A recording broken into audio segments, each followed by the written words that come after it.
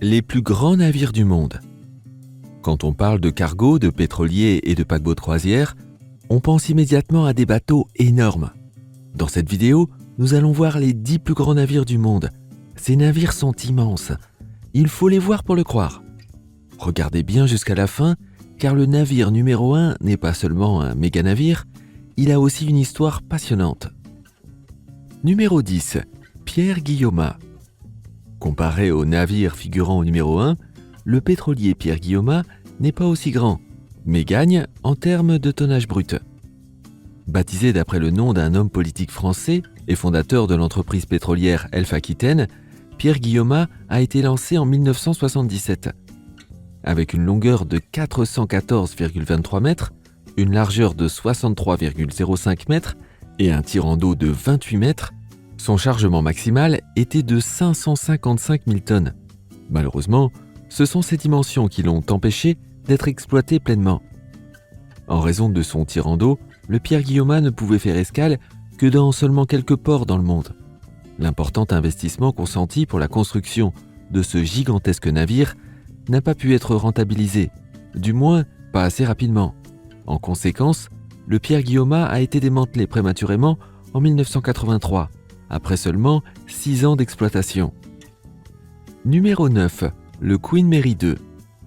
Le Queen Mary 2 est un bateau à passagers unique en son genre.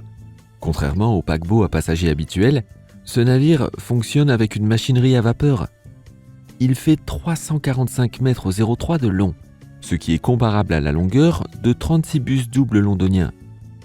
Pas moins de 2695 passagers peuvent être accueillis sur ce navire, et la capacité standard de l'équipage est de 1253 personnes. Autrement dit, à tout moment donné, le navire peut accueillir un peu plus de 3900 personnes.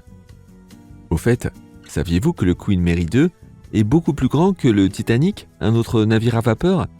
Le Queen Mary 2 est plus long de 76,2 mètres. Il est aussi plus large, plus grand et plus rapide. Malgré cela, il ne transporte que 242 passagers de plus que le Titanic. Les voyageurs à bord du Queen Mary 2 peuvent dîner ou prendre un verre dans l'un des 15 restaurants ou bars à bord, ou bien visiter le casino, l'une des 5 piscines, le cinéma et le tout premier planétarium en mer.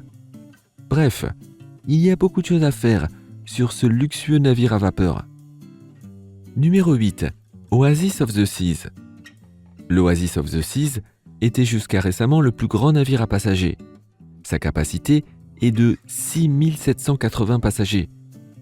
Le navire transporte également un équipage de 2165 personnes provenant de 70 pays différents. Si vous voulez savoir quel autre bateau de croisière surpasse l'Oasis of the Seas dans ce domaine, restez avec nous pour voir le fantastique bateau au numéro 2 de la liste. L'Oasis of the Seas a un tirant d'eau de 9 mètres, s'élève à 60 mètres au-dessus de l'eau et mesure 350 mètres de long pour 65 mètres de largeur.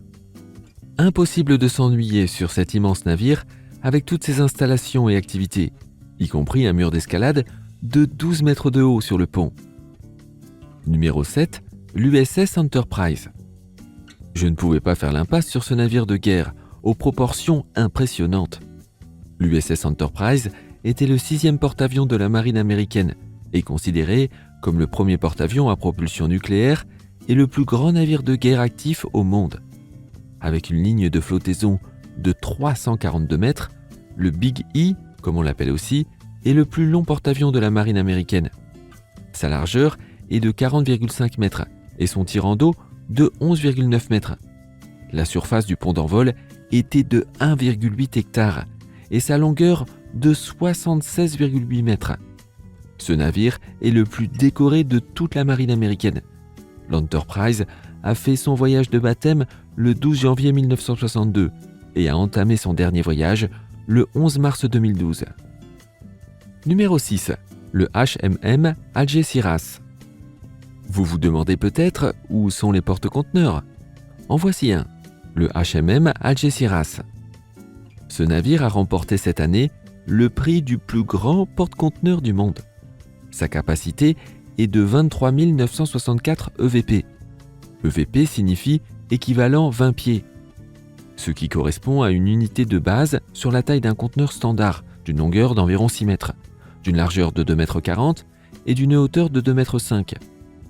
Cela signifie que le HMM Algeciras peut accueillir 23 964 conteneurs de ce type. Les proportions de ce navire sont impressionnantes. Il est aussi long qu'un stade olympique standard, soit 400 mètres. Il fait 61 mètres de largeur et 33,2 mètres de hauteur. Comme vous pouvez en attester, ce n'est pas vraiment une petite structure mignonne. Pouvez-vous imaginer si nous n'avions encore que des voiliers et des bateaux à vapeur ? Le transport des marchandises serait vraiment beaucoup plus lent. Numéro 5, l'USS Nimitz. L'USS Nimitz est considéré comme le plus grand navire de guerre au monde. Avec une longueur de 302 mètres, une hauteur équivalente à 23 étages et un pont d'envol d'une surface de 1,8 hectares, le USS Nimitz peut être comparé à une ville flottante. La marine américaine a une dizaine de ces énormes navires dans sa flotte active. Ces géants des mers ont une cellule de propulsion nucléaire. Saviez-vous que ce navire peut produire de l'énergie pendant plus de 20 ans avant de devoir se ravitailler ? Datant de 1975, l'USS Nimitz est le plus vieux navire de transport d'avions de la marine et le premier de sa classe. L'USS Nimitz et tous ceux de sa classe peuvent transporter entre 85 et 90 avions et plus de 5000 soldats. Le navire est bien protégé contre les attaques. Ses zones vitales sont protégées par un blindage en Kevlar et au moins 15 lance-roquettes assurent une défense supplémentaire. Numéro 4. Le Planète Solar. À première vue, ce bateau ne ressemble pas vraiment à un navire, mais plutôt à un vaisseau spatial sur l'eau. Le Planète Solar est né du rêve de faire fonctionner un navire uniquement à l'énergie solaire.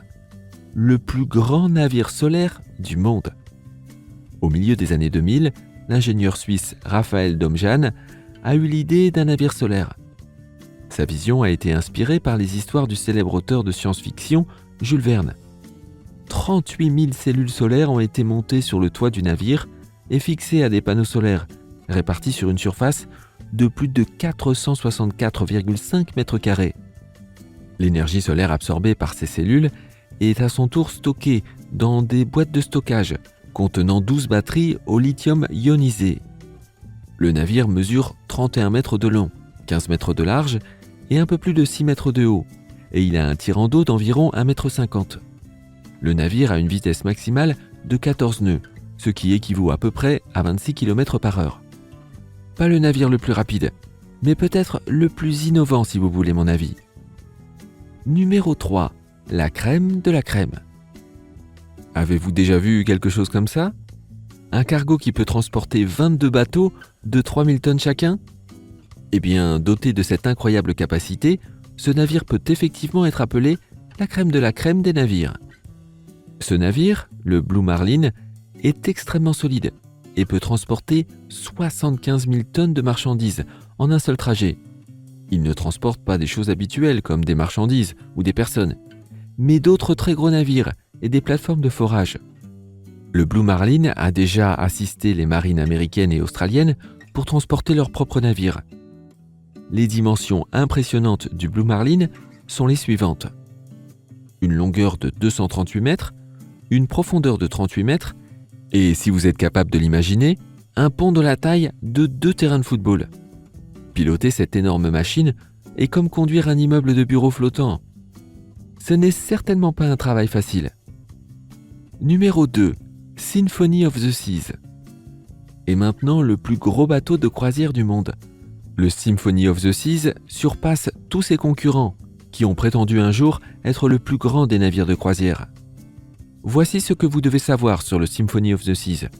Il a une jauge brute de 228 081 tonnes, mesure 72,50 mètres de hauteur et s'étend sur 362 mètres. Le navire peut accueillir près de 9000 passagers et membres d'équipage.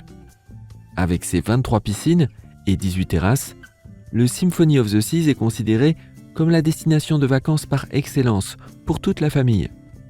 Saviez-vous que le plus grand bateau de croisière du monde possède également le plus haut toboggan en mer avec 10 étages de hauteur ? Avant de regarder le numéro 1, n'oubliez pas de vous abonner à la chaîne. De plus, appuyez sur la cloche pour être le premier à être informé dès qu'une nouvelle vidéo est en ligne. Et maintenant, c'est le moment du plus grand navire jamais construit. Ce navire a eu de nombreux noms et un passé assez turbulent. C'était un super pétrolier ULCC, ce qui signifie Ultra Large Crude Carrier, soit pétrolier de transport de brut ultra grand. Il était le plus long navire jamais construit. Le navire a été construit par Sumitomo Heavy Industries au Japon.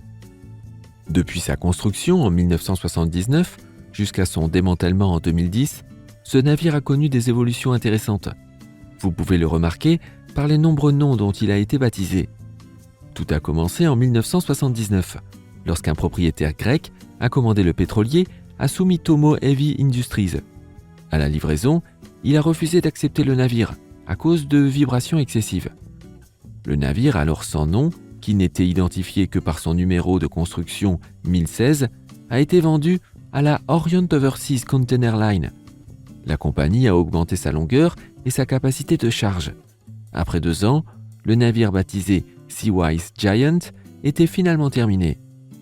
Il avait désormais une capacité de charge de 564 763 tonnes, une longueur totale de 458,45 mètres, une largeur de 69 mètres et un tirant d'eau de 24,611 mètres. Le navire a subi une attaque et il est devenu inutilisable. En 1988, l'épave a été achetée, réparée et le navire a été ressuscité sous le nom de Happy Giant.